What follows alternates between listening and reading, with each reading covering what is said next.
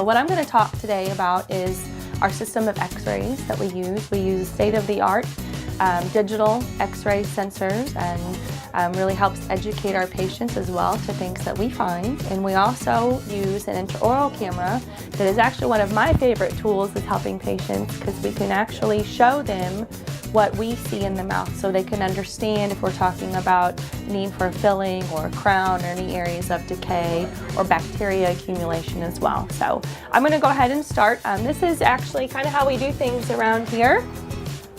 We use our large camera head here and a lead apron to protect the patient. And then we actually, we use a digital sensor. So this is a typical technique we use called the bite wings. I'm going to place it in the patient's mouth here.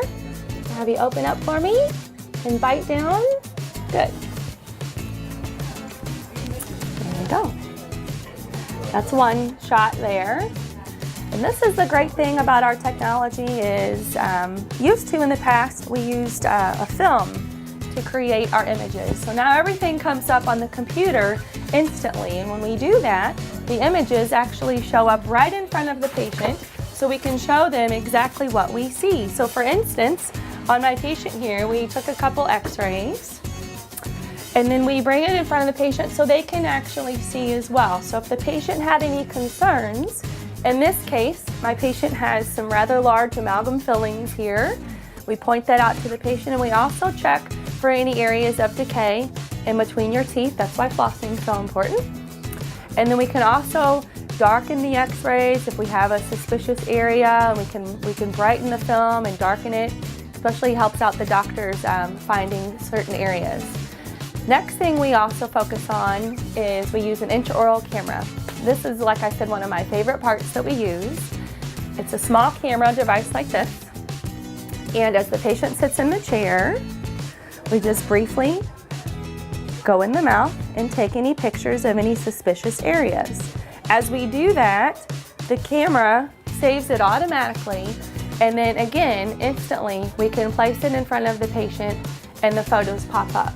So in this instance, my patient has a large amalgam filling like we saw in the x-ray. So now we can take this picture and we can blow it up for them, and we can show them the areas of decay around here. Not only do we use this for areas of decay, but we also use it for any kind of plaque buildup or accumulation if they're having any signs of gingivitis or periodontal disease. And this is just one of my favorite education tools to really let the patient understand.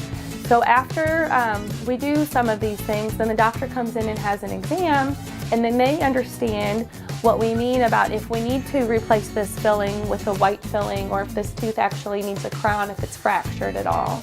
And then at the end of the appointment, they meet with our financial advisor up front, and she will print these out for them so the patient will actually, so they'll really know exactly what's going on and the concern and the need for them, and we'll get them back and schedule it.